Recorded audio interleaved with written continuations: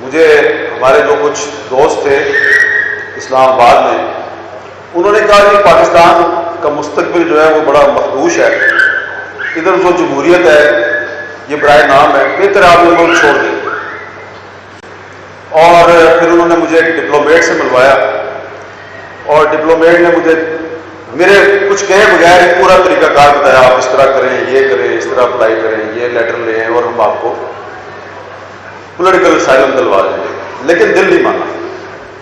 اور اس کے بعد بھی بہت سے ایسے موقع ملے، ایک واقعے کا ذکر کیا ہے ملک صاحب نے، تو وہ بھی کیونکہ چودھری اعتزاز صاحب یہاں بیٹھے ہیں تو میں آپ کو بتانا چاہتا ہوں کہ ایک دن چودھری اعتزاز صاحب جو ہیں وہ مجھے ہاسپٹل میں دیکھنے آئے، آغا خان ہاسپٹل کراچی میں۔ تو میرا خیال ہے وہ 5واں 6واں دن تھا، لیکن اس وقت بھی خون بہت نکل رہا تھا میرے زخموں میں سے۔ تو چودھری صاحب نے مجھے دیکھا تو چودھری صاحب جو ہیں وہ فرق جذبات کی وجہ سے اور میرے سے محبت کا ایک رشتہ ہے ان کا، یہ رونا شروع ہو گئے۔ اب یہ میرے سرانے بیٹھ کے روئے جا رہے اور میں اتنے دن سے رویا نہیں تھا، تو میں بھی چودھری صاحب کو دیکھ کے میں نے بھی رونا شروع کر دیا۔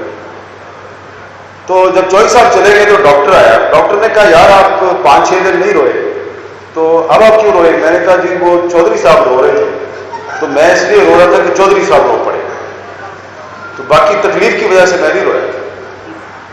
اس کے بعد انہوں نے مجھے کہا کہ آپ کو ہم نے یہ بتانا ہے کہ کچھ ہم پہ ذرا پریشر ہے، تو آپ کے لیے ایک ایئر ایمبولینس آئی ہے UAE سے، وہ لینڈ کر گئی ہے کراچی میں، اب ہم آپ کو 2 گھنٹے میں ادھر سے لے کے جائیں گے اور پھر خدا حافظ، اب آپ کا باقی علاج جو ہے وہ باہر ہوگا۔ میں بڑا حیران ہوا، میں نے کہا کہ ایسی کون سی ٹریٹمنٹ ہے جو آپ نہیں کر سکتے اور وہ باہر ہونی ہے؟ انہوں نے کہا جی کہ 2 گولیاں جو ہیں آپ کی وہ ہم نہیں نکال سکتے، وہ نکلوانی ہے۔ تو اس دوران میں چپ کر گیا، تو چودھری صاحب میرا ایک کلیگ جو ہے وہ آیا میرے پاس اور اس نے مجھے ایک چیز دی، ایک دھاگا سا تھا۔ میں نے کہا یہ کیا ہے؟ اس نے کہا یار نیچے ہاسپٹل کے لان میں بہت سے لوگ آپ کے لیے دعائیں مانگ رہے ہیں، تو یہ کوئی غریب عورت ہے بلوچستان کی ہے، یہ اس نے کوئی کہا کہ یہ امام زامن ہے 5-10 روپے کا، یہ اس کو دے دو۔ تو میں نے اپنے کلیگ سے کہا ذرا جا کے پوچھو یہ عورت کدھر سے آئی ہے اور اس نے امام زامن مجھے کیوں بھیجا ہے؟ تو وہ واپس گیا اور آیا، اس نے کہا تربت سے آئی ہے اور وہ کہتی ہے کہ میرا بیٹا جو ہے وہ لاپتہ ہے، تو یہ مجھے پتا ہے اس کو اس لیے گولیاں ماری ہیں کہ یہ لاپتہ لوگوں کے لیے آواز اٹھاتا ہے، تو اس لیے میں اس کا تربت سے پتہ نہیں ہے۔ میں نے فوراً ڈاکٹر کو بلایا، ڈاکٹر انعام پال صاحب۔ میں نے ڈاکٹر صاحب کو کہا ڈاکٹر صاحب میں نے پاکستان سے نہیں جانا۔ کہتے ہیں کیوں؟ میں نے کہا لوگ میرے لیے دعائیں مانگ رہے ہیں تو میں یہ اپنے لیے دعائیں مانگنے والوں کو چھوڑ کے چلا جاؤں، میں نے پاکستان سے نہیں جانا۔ تو یہ میں نے ایک واقعات آپ کو اس لیے سنائے ہیں کہ اس وقت پاکستان میں جو لوگ موجود ہیں، جس میں سے بہت سے لوگ اس وقت آپ کو سٹیج پہ بیٹھے ہوئے نظر آ رہے ہیں، یہ بھی پاکستان سے باہر جا سکتے تھے، ان کو بھی بڑے موقع ملے، لیکن یہ نہیں گئے۔ انہوں نے فیصلہ کیا کہ ہم نے ادھر ہی رہنا ہے اور ادھر ہی اسٹرگل کرنی ہے۔ اور میں ایسے بھی لوگوں کو جانتا ہوں جو آپ کی طرح پاکستان کے حالات سے پریشان ہو کے آپ پاکستان آئے ہیں، تو بہت سے لوگ باہر سے پاکستان آئے ہیں یہ ریسنٹ پاسٹ میں، پچھلے 5-6 مہینے میں، اور ادھر ہی رہ گئے ہیں، اور ان میں سے کچھ ایسے بھی ہیں جو گرفتار بھی ہو گئے اور ابھی تک جیل میں ہیں۔ تو یہ ایک بڑی بہادر قوم ہے اور اس میں بڑی ریزیلینس ہے۔ اور عبداللہ ملک صاحب نے جب مجھے دعوت دی تو مجھے نہیں تھا پتا، ڈاکٹر نصر صاحب کے بارے میں نہیں پتا تھا، تو ملک صاحب نے کہا جی کہ ہم نے سول لبرٹیز پہ اور ہیومن رائٹس پہ ایک تقریب کا اہتمام کیا تو آپ نے ضرور آنا ہے۔ تو میں نے یہی سوچا کہ یہ تو عبداللہ ملک ہے، یہ تو جب پرویز مشرف کے دور میں مجھ پر پابندی لگی تھی اس وقت بھی یہ ہمارے ساتھ تھا، بعد میں جب بھی پابندی لگی، 2 سال پہلے بھی جب میرے پہ پابندی تھی عمران خان صاحب کے دور میں، تو اس وقت بھی یہ ہمارے لیے مظاہرے کرتے تھے، تو آج بھی انہوں نے لوگوں کو اکٹھا کیا ہوا ہے۔ تو جن مقاصد کے لیے انہوں نے آج ہم سب کو یہاں اکٹھا کیا ہے وہ کوئی نئے مقاصد نہیں ہے. ہو سکتا ہے کچھ لوگوں کے لیے نئے ہوں. جو صورتحال آج ہمیں درپیش ہے یہ ہمارے لیے کوئی نئی صورتحال نہیں ہے, کیونکہ ہم تو اس پہلے بھی صورتحال سے گزرے ہیں. تو عبداللہ ملک صاحب کے نہ مقاصد نئے ہیں, نہ جس صورتحال کے خلاف وہ آواز اٹھا رہے ہیں نہ وہ صورتحال نہیں ہے. صرف جن لوگوں نے یہ صورتحال کریٹ کی ہے ان کے چہرے بدل گئے, اور وہ جو چہرے ہیں وہ ایک اسکول آف تھاٹ ہے, ایک مکتبہ فکر ہے. ان کا تعلق اس مکتبہ فکر سے ہے, اور بڑے ہی ادب کے ساتھ آپ نے ڈاکٹر صاحب قومی مفاد کا ذکر کیا. میں قومی مفاد کو نہیں مانتا. آپ نے کہا کہ ذاتی مفاد کو قومی مفاد پہ ترجیح نہ دے. قومی مفاد کوئی چیز ہے ہی نہیں ہے. اصل چیز ہوتی ہے پبلک انٹرسٹ, عوامی مفاد ہے اصل چیز. قومی مفاد کے نام پہ آپ کوئی بھی جھوٹی کہانی کر سکتے ہیں, جیسا کہ آج کل بھی آپ کو بہت سی کہانیاں سنائی جاتی ہیں. ٹھیک ہے, تو عوامی مفاد کے نام پہ آپ جھوٹ نہیں بول سکتے, کیونکہ یہاں پہ دو بہت بڑے کانسٹیٹیوشنل ایکسپرٹ بیٹھے ہوئے ہیں. تو جو 184(3) ہے کانسٹیٹیوشن کا ایک آرٹیکل ہے, تو اس میں بھی پبلک انٹرسٹ کا ذکر ہے, عوامی مفاد کا ذکر ہے. تو عوام ہوں گے تو قوم بنے گی نا. جب عوام ہوں گے تو قوم بنے گی. یہاں پہ کہتے ہیں کہ قومی مفاد پہلے ہے اور عوام بعد میں. ہم یہ سمجھتے ہیں کہ پہلے عوام ہے اور پھر قومی مفاد ہے. جو عوام کا مفاد ہے پھر قومی مفاد ہے. تو اس لیے میں نے صرف لمبی گفتگو نہیں کرنی, میں نے صرف یہ کہنا ہے کہ ہمارے سامنے جو سوالات رکھے گئے ہیں یہ سوالات بھی ہمارے لیے نئے نہیں ہیں, لیکن کیونکہ آپ لوگ جو ہیں آپ نے نو اور نیور کے نام سے ایک موومنٹ شروع کیا ہے جس پہ ہم آپ کے شکر گزار ہیں, اپریشیٹ کرتے ہیں, لیکن اس میں مایوسی کی بات نہیں ہے. آپ نے کہا کہ 75 سال میں اتنا جبر آپ نے پہلے نہیں دیکھا جتنا آج دیکھ رہے ہیں. میرا خیال ہے کہ جب میں جنرل ضیاء الحق کے زمانے میں صحافت میں آیا تھا تو اس وقت بھی ایسا ہی جبر تھا, اور اس زمانے میں ہم جن بزرگوں کے ساتھ مل کر مال روڈ پر پولیس کی لاٹھیاں کھاتے تھے, ایک دفعہ مجھے یاد ہے کہ یہ ظفر اللہ صاحب بیٹھے ہیں یہاں پہ, یہ بھی میرے ساتھ گورنمنٹ کالج میں پڑھتے تھے, اور یہ اتفاق سے مدر اللہ صاحب بھی گورنمنٹ کالج لاہور کے سابقہ طالب علم ہیں, تو ہم سارے اولڈ راویان ہیں, اور چودھری صاحب اور کوزا صاحب بھی اولڈ راویان ہیں. ایک دفعہ یہ 1983 کی بات ہے, 1983 کی بات ہے کہ ہمیں پتہ چلا کہ آج مال روڈ پہ کوئی وکیلوں نے جلوس نکالنا ہے, اور جنرل ضیاء الحق کا زمانہ تھا, تو وہاں پہ خواتین کے حقوق کے لیے بھی بات ہوگی. تو میں جناب کالج سے بھاگ کے کلاسیں چھوڑ کے میں اس جلوس میں پہنچ گیا. جب میں اس جلوس میں پہنچا تو میں نے دیکھا وہ میرے والد صاحب ادھر پہنچے ہوئے ہیں جو یونیورسٹی کے پروفیسر ہیں. تو میں نے دل میں سوچا یار یہ بندہ یونیورسٹی کا استاد ہے, اس کا کیا کام ہے اس مظاہرے میں. اور اتنی دیر میں ادھر حبیب جالب صاحب بھی آ گئے, آسمہ جہانگیر بھی آ گئی, اور چودھری صاحب کی اہلیہ ہماری بھابھی بشرا ابتدار صاحبہ وہ سب سے آگے آ گئے. اور تھوڑی دیر میں جناب جالب صاحب نے وہ نظمیں پڑھی, اور اس کے بعد پولیس کا لاٹھی چارج شروع ہوا. تو بشرا آپا اور آسمہ جہانگیر اور حبیب جالب سب کو مار پڑ رہی, اور بیچ میں ہمیں بھی مار پڑ رہی.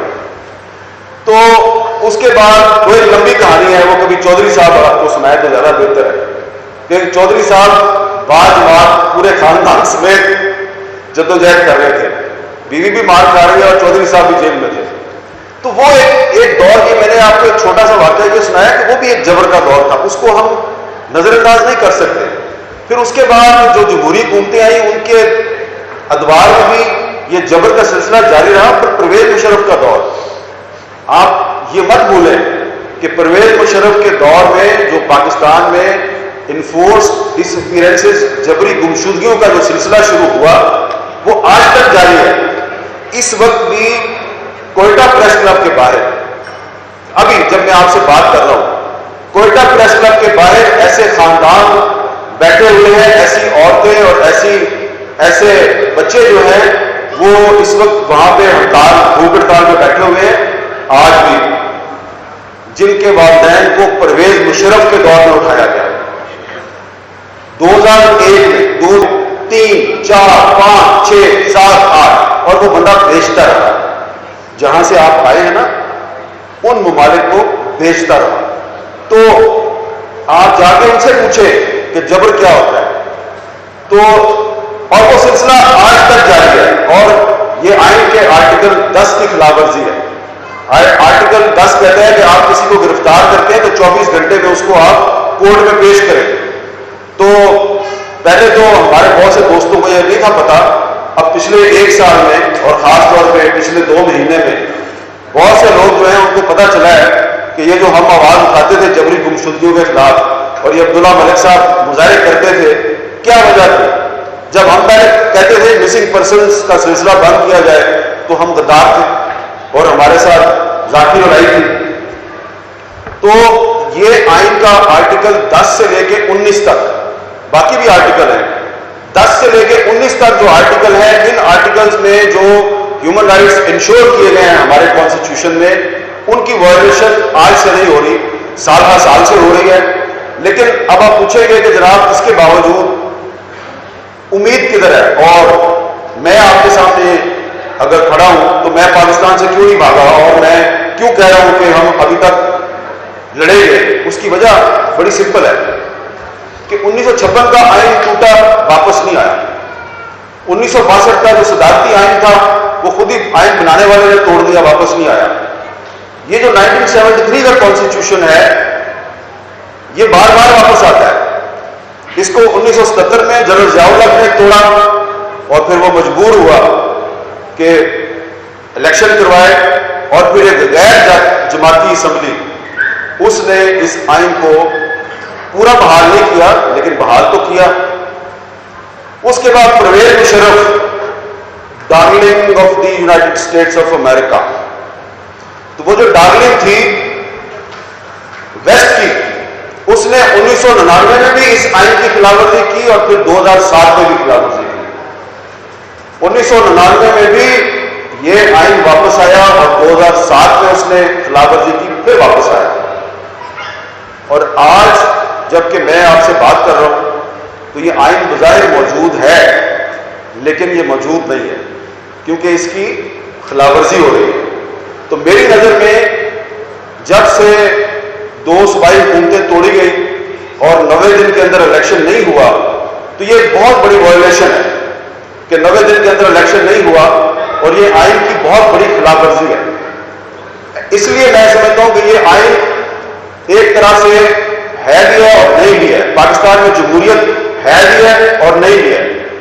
تو یہ آئین جو ہے یہ معطل ہے، لیکن مجھے یقین ہے کہ یہ آئین جو ہے یہ اپنی طاقت کو منوائے گا کیونکہ یہ واحد آئین ہے جو عوامی طاقت سے بنایا گیا۔ تو یہ اپنی حیثیت مکمل کر چکا ہے، 3 دفعہ بحال ہوا ہے اور اب 4تھی دفعہ پھر معطل ہے، یہ دوبارہ بحال ہوگا۔ اور جب تک یہ آئین بحال نہیں ہوتا تو ہماری جدوجہد جاری رہے گی، لیکن اس کی بحالی کے لیے صرف میں نے اور آپ نے آواز نہیں اٹھانی۔ یہ آئین جو ہے یہ بار بار معطل کیوں ہوتا ہے؟ کیونکہ پارلیمنٹ کمزور ہے، کیونکہ جوڈیشری جو ہے وہ اس کا ایک پولیٹیکل ایجنڈا ہے۔ میرے دوست مظہر برلاس نے سفیدے کے درخت کا ذکر کیا، آپ جانتے ہیں نا سفیدہ کا درخت جو ہوتا ہے، سفیدے کا درخت جو ہے یہ کیوں پاکستان میں انٹروڈیوس کیا گیا ہے؟ یہ دراصل نظریہ ضرورت ہے۔ سفیدے کا درخت اس لیے لگایا جاتا ہے کہ یہ جلدی لمبا ہو جاتا ہے، یہ جلدی آسمان کی بلندیوں کو چھوتا ہے، لیکن پرندے اس درخت پہ گھونسلہ کیوں نہیں بناتے؟ اس لیے کہ سانپ بڑی آسانی سے اس درخت پہ چڑھ سکتا ہے اور گھونسلے میں جو انڈے ہوتے ہیں پرندوں کے ان کو کھا سکتا ہے۔ تو کیکر کا درخت جو ہے جو کہ ہمارا دیسی درخت ہے اس میں کانٹے ہوتے ہیں، سانپ کیکر کے درخت پہ بڑی مشکل سے چڑھتا ہے، تو اس لیے پرندہ جو ہے وہ کیکر کے درخت پہ اپنا پرندہ بناتا ہے۔ تو یہ پاکستان میں نظریہ ضرورت کی وجہ سے جمہوریت کی فصل جو ہے اس کے ارد گرد بہت سے سفیدے کے درخت لگائے گئے ہیں، اور سانپ آپ کو پتہ ہے کون ہے، وہ بار بار جو ہے وہ چڑھتا ہے اوپر درخت پہ آسانی سے اور انڈے کھا جاتا ہے جمہوریت کے. تو اس لیے میں اتفاق کرتا ہوں مدد برداشت سے کہ جو سفیدے کا درخت ہے، یعنی کہ نظریہ ضرورت ہے، اس کو جڑ سے اکھاڑ کے پھینک دینے کی ضرورت ہے. اور ککر کا درخت بشک اس میں کانٹے ہیں، لیکن وہ کانٹوں والا درخت ہے تو اپنا نا، اور وہ سانپ کا راستہ تو روک سکتا ہے. تو اس لیے ہمیں جو نظریہ ضرورت ہے اس سے جان چھڑانی ہے. تو پارلیمنٹ کو بھی اپنا کردار ادا کرنا ہے، جوڈیشری کو بھی کردار ادا کرنا ہے. جب پارلیمنٹ اور جوڈیشری کردار ادا کرے گی تو اس کے بعد پھر جو میڈیا ہے وہ بھی تو کردار ادا کر سکے.